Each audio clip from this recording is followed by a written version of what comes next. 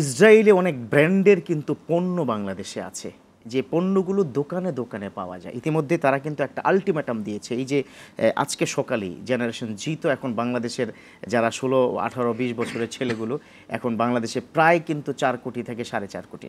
তো ওরা বলছে যে আমরা প্রত্যেক মহল্লায়, প্রত্যেক গ্রামে আমরা এখন দুর্গ গড়ে তুলতে চাই, যে যেখানে ইসরায়েলি পণ্য পাওয়া হবে সেখানেই তারা তার মানে প্রতিবাদ করবে। কোন প্রক্রিয়ার প্রতিবাদ করবে বা তাদের এই সিদ্ধান্তটা আসলে তাদের সিদ্ধান্ত এবং আমাদের সিদ্ধান্ত একই সিদ্ধান্ত। এর মানে হচ্ছে ইসরায়েলকে যারা অর্থনৈতিকভাবে প্রাণ দিচ্ছে, জীবিত মানে অক্সিজেন দিচ্ছে, ইসরায়েলকে যারা বাঁচিয়ে রাখছে যে সমস্ত পণ্যের মাধ্যমে, এই সমস্ত পণ্য আমরা বর্জনের পক্ষে। এই সমস্ত পণ্য বয়কটের নিঃসন্দেহে আমরা পক্ষে। আমাদের টাকায় তারা কি বোমা করে সেখানে নিক্ষেপ করছে। আমরা দেশবাসীকে আহ্বান জানাচ্ছি, আমরা দেশবাসী মানুষকে বুঝাবো, ব্যবসায়িক যারা পলিসি মেকিং করে, ব্যবসা যারা করছে, এর সাথে যারা সংশ্লিষ্ট এবং সমস্ত দোকান যারা রয়েছেন, সমস্ত ব্যবসায়িকদেরকে আমরা এর অপকারিতা কি এটা আমরা বুঝাবো। বুঝেই একমাত্র মানুষদেরকে আমাদের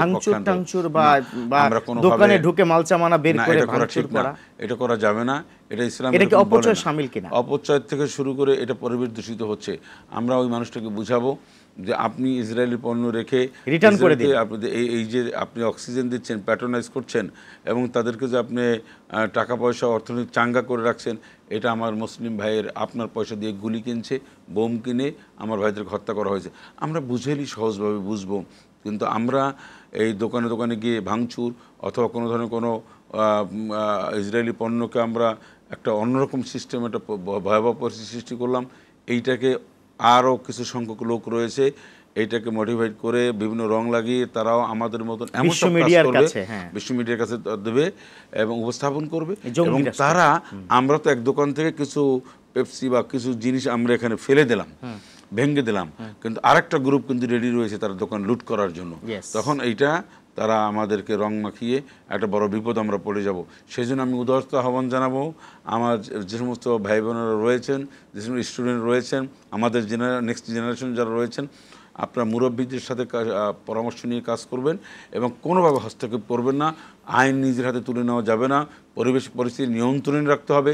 গভর্নমেন্ট যাতে করে কোনো বেকায়দায় না পড়ে, ফল পজিশনে না পড়ে, সমাজ মুসলমানরা যাতে করে কোনো মানে একটা তাদের উপরে প্রশ্নবিদ্ধ বা জঙ্গি তকমা না হয়, সেই জন্য গঠনমাফিক নিয়ম মাফিক কাজ করতে হবে। অবশ্যই বর্জন করতে হবে পণ্য। না, এটার সাথে আমাদের সাথে কোনো মানে কোনো ছাড় দেওয়ার কোনো সুযোগ নেই। বর্জন তো অবশ্যই। আমরা শুধু বলেছি যে এই বর্জন করতে গিয়ে এমন কোনো পরিবেশ অনাকাঙ্ক্ষিত যেন আমরা না ঘটাই যেটা প্রশ্নবিদ্ধ হব আমাদের ঈমান, আকীদা, তাহজিব, তামাদ্দুন এবং মুসলমানদের পরিবেশ হয়।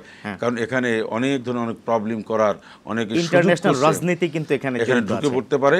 তখন আমাদের যে সাজানো যে প্ল্যানটা, এটা মুহূর্তের মধ্যে নস্যাৎ হয়ে যাবে।